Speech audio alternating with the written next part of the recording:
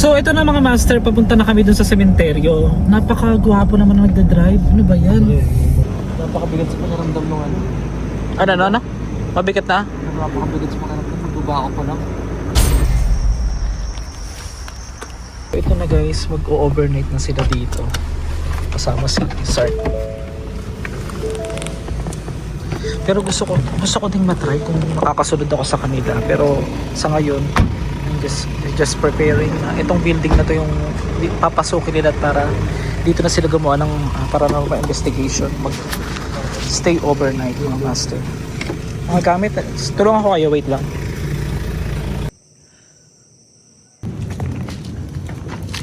Siguro I try kung makakabalik ako mamaya. Susubukan ko. Oo. Ingat kayo Babalik lang muna ako sa hotel. Okay.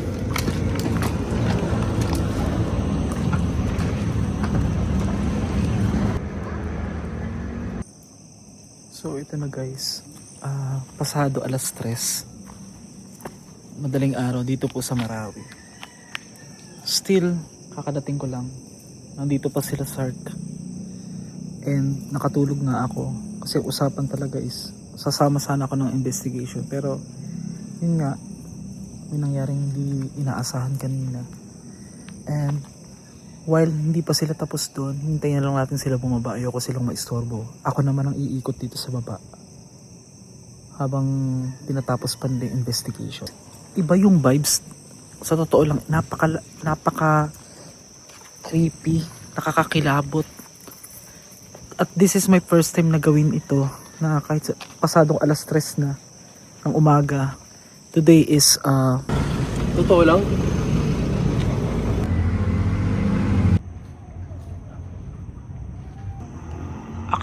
actually guys, hanggang 3rd floor yan yung building na pag-stayan nila. Grabing story niyan guys. February 26, 2026. And subukan lang natin dito banda.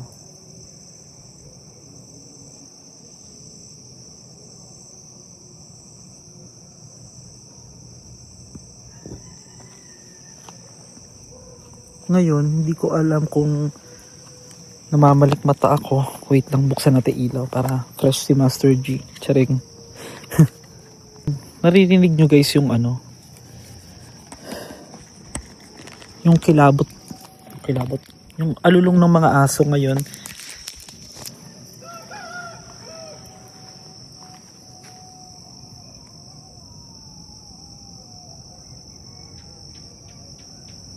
Well, hindi na bago sa story dito sa lugar, dito sa Ground Zero mga master.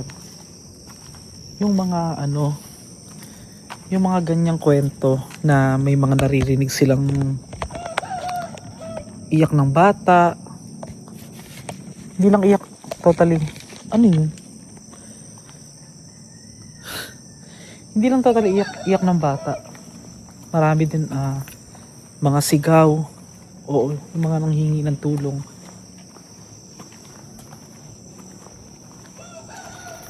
Alas 3 ng madaling araw pasado habang may tinatapos pa sila sa investigation. Iniwan ko yung sasakyan doon. Ayan, para sorry Sark, napindot ko yun. Halata naman guys, kagigising ko lang para at least grabe tong building, tignan nyo. Ayan. So magche-check ako, maglilis ako ng background music para ma-feel ko yung lugar. And still I'll try this one to enter. And I hope na walang tao dito. Nangilabot ako. Ang lamig.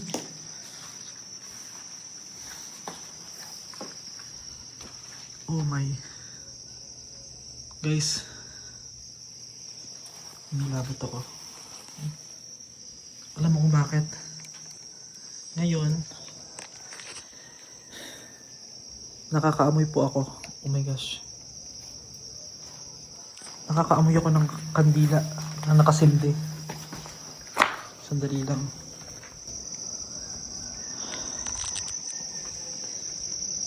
Naamoy ko ngayon amoy kandila. Nakasindi. Nalobot agad yung ilaw ko.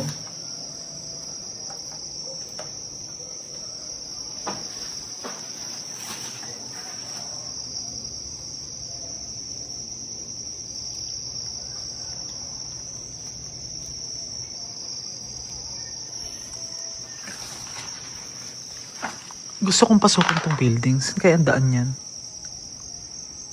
Grabe, no? Amoy ko ngayon dito. May bag pa.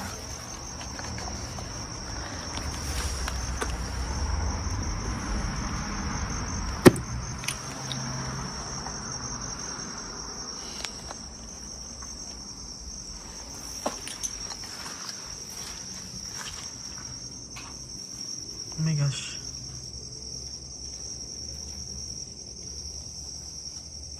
Listen carefully guys, para may... Hindi ko sure kung patak lang ba ng tubig yan.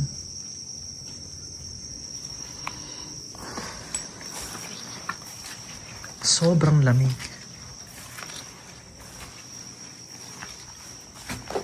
As of the moment, ako lang mag-isa dito. Nandun pa rin sila Sark. Pero hindi ko alam kung nagkakamali ako ng tawag.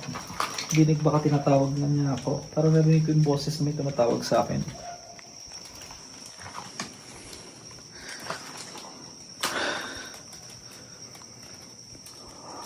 Oh my gosh. Napakaraming pwedeng puntahan dito.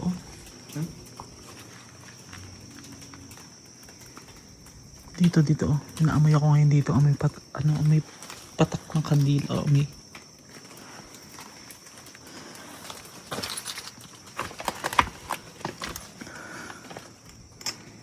OM.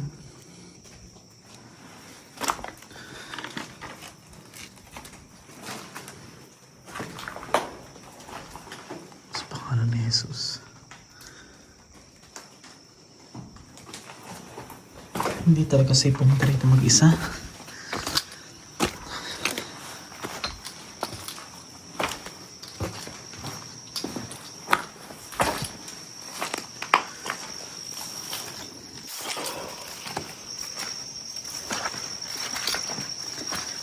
Takot.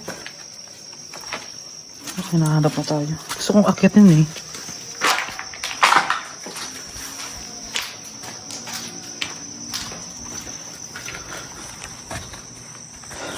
Tapos na sila.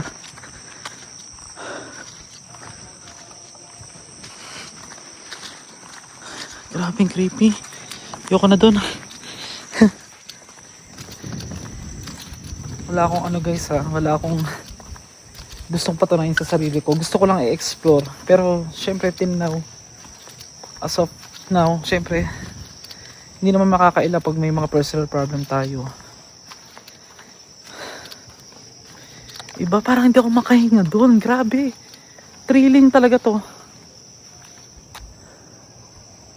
Ay, may aso. Doggy. Kawawa naman. Doggy. Saan ka galing?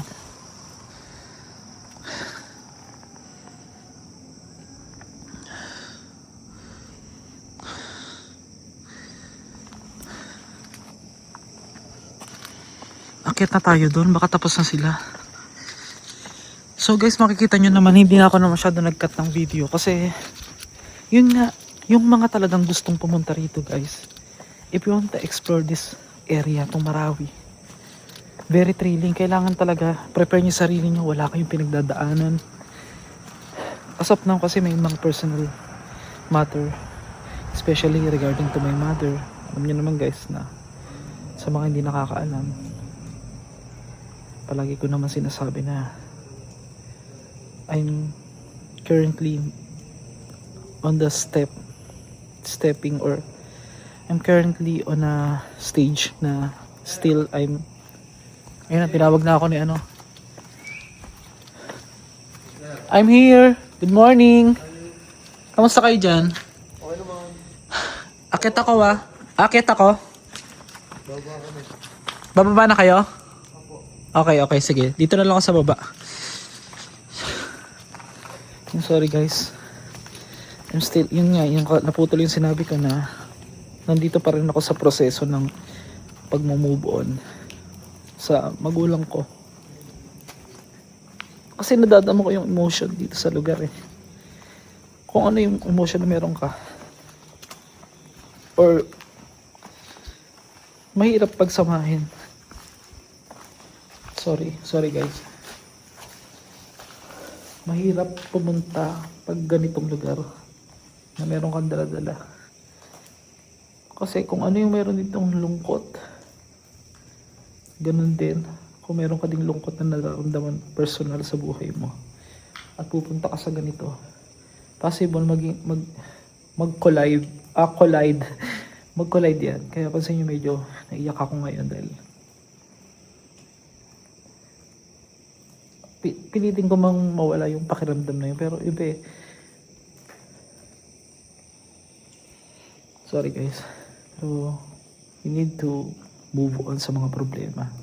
At soon, makikita nyo ulit yung masiglang Master Gala na nakilala nyo from the start at minahal ninyo. And happy ako for Zark. Shoutout kay Zark at saka kay Sling. Successful nyo nagawa yung investigation. Ang dalawa lang kayo. Dito mga property. So, ang story ng buong building na to, panoorin nyo na lang kay Zark. So, yung sinundo na natin sila. Grabe.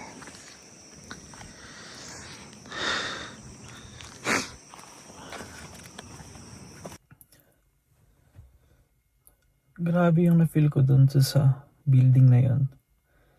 Alay, para kang papasok pa lang ako. Parang alam mo yung hanggang dito yung parang lumulusong ka sa isang tubig na mafe-feel mo hanggang dito yung lalim. At yun nga, kasama dapat nila ako sa investigation, pero sabi ko nga tatry ko lang. Yun nga, nakatulog naman ako. Sabi ko itatry ko lang hindi ako nagpromise kay sir kasi meron naman kami gagawing investigation sa cemetery. Yun ang kagandahan. Aabangan nyo yung mga master. And I just want to shout out also lahat ng mga bago nating friends dito po sa Marawi. Sa lahat po ng mga nakarecognize din. At sa mga another content na gagawin naman natin is mag-comment lang po kayo dyan ng mga content na pwede pa nating gawin as of our initial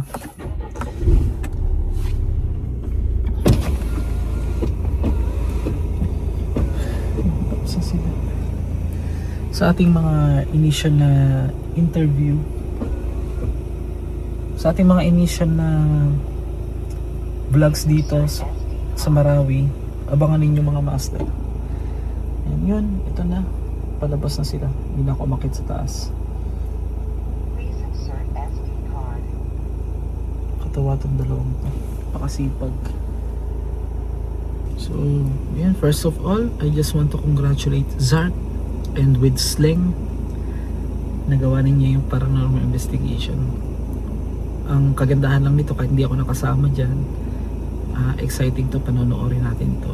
Yun nga guys, may mga bagay talagang hindi pa pwedeng mangyari, o hindi, may mga bagay pa talagang hindi pa siguro may mga bagay talagang hindi pa masyado sigurong ukol sa panahon para mangyari. Pero abangan nyo, meron kaming collaboration ni Zark dito po sa Marawi, yung isang sementeryo, uploading this week.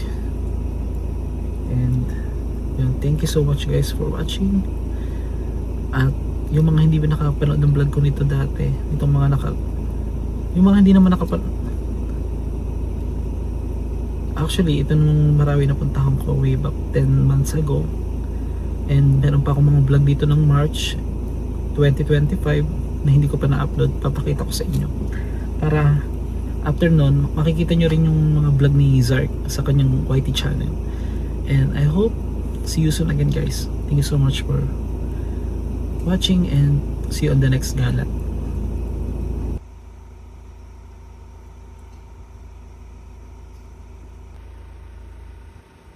So ito na mga master, papunta na kami dun sa sementeryo. Napakagwapo naman ang nagda-drive. Ano ba yan?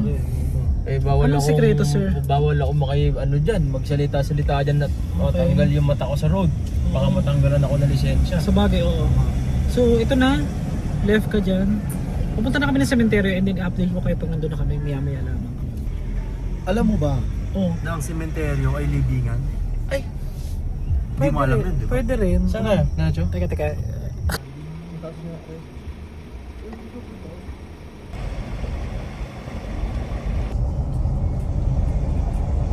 So mga master, ang gagawin natin, sasama na natin si Sark and then start na natin investigation kung ano yung meron tayong possible na ma-detect mamaya dyan sa mismong puntod ng mga ISIS at ng mga civilian. Let's go. So kasama ko si Sir Ryan at pababa na kami doon sa puntod ng mga ISIS kung saan nilibing sila pinagsama-sama. Tapos bukod pa yung mga civilian, nasa 23 plus inilagay, pinagsama sir, tama? Sa isang hukay na lang. At alamin natin kung may kakaibang bagay dito mamaya. Oh my goodness, ito po. Diyan, mga Muslim na yan. Ito mga Muslim dito. And then dito, ito yung sa mga ISIS. Sa mga ISIS. Saan dyan? Yan, nag-compound. Nakabakod? Hindi, may compound. Tingnan natin. Okay lang ba sir? Hindi ka ba naabala? Pero dito sir, may naririnig kang kwento. Wala. Wala naman. Hindi na sila may istorya. Ang bigat. No?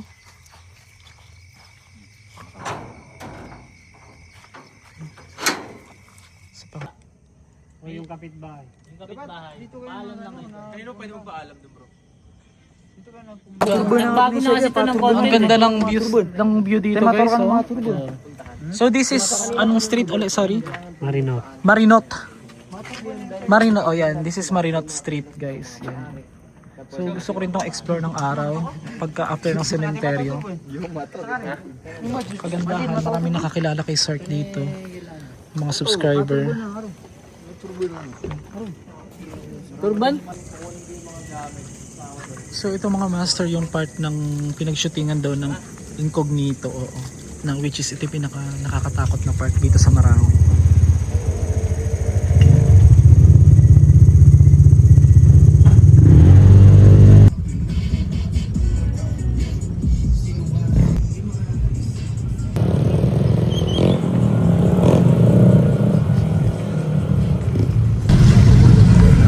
So since Ramadan ngayon mga master, busy masyado yung mga tao dito sa Marawi. Yan. Kita nyo, parang normal days lang sa kanila dito dahil Ramadan. Yan, no? Daming mga kainan dito. Yan. May mga part pa rin na makikita, may mga abandoned place, may tao sa taas. nakita ko tao sa taas.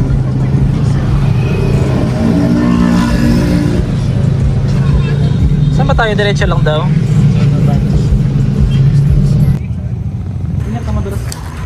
So ito yung isang part na harap lang siya ng maraming tao dito pero abandoned na rin siya. Explore lang natin guys.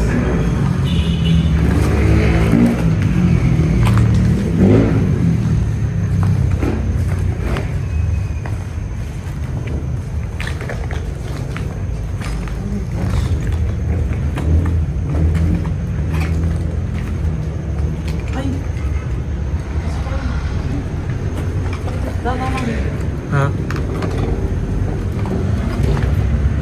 Parang ilalim lang, di ko alam kung CR yan. Tara. So dito tayo sa taas.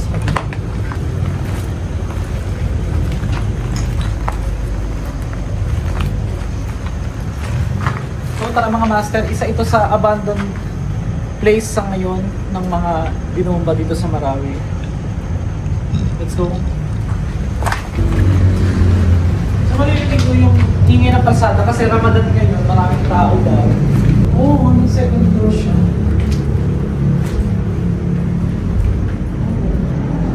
So, dito yung pinakaitaas.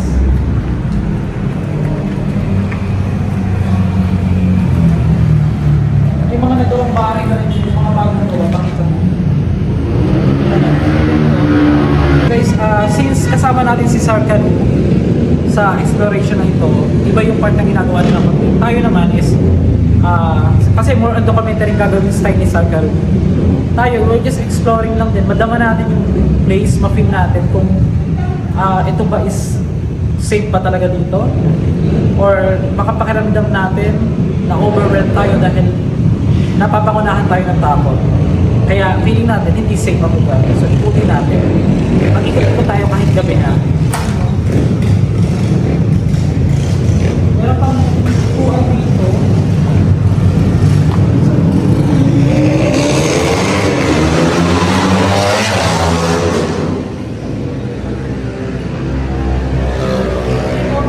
Sunod pa.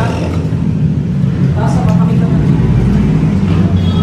So mapapansin nyo mga basta no, may sunod na sa mga part na to, kalatang binomban din siya. Tignan mo yung nangyari sa sa faucet oh. Yung CR, ayan oh. Sabog-sabog.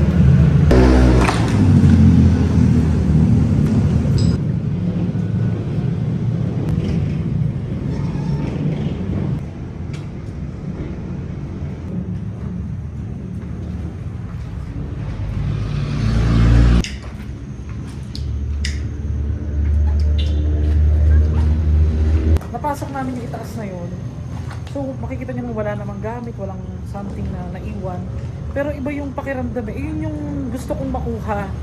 Kahit mga master, wala tayong masyadong ma-record. Mahalaga yung ma-explore lang natin, madama natin na minsan pala itong lugar na ito is naging part ng mapait na kasaysayan dito sa Pilipinas na until now, karamihan ng mga vloggers alanganin pa rin at takot puntahan ang lugar na ito.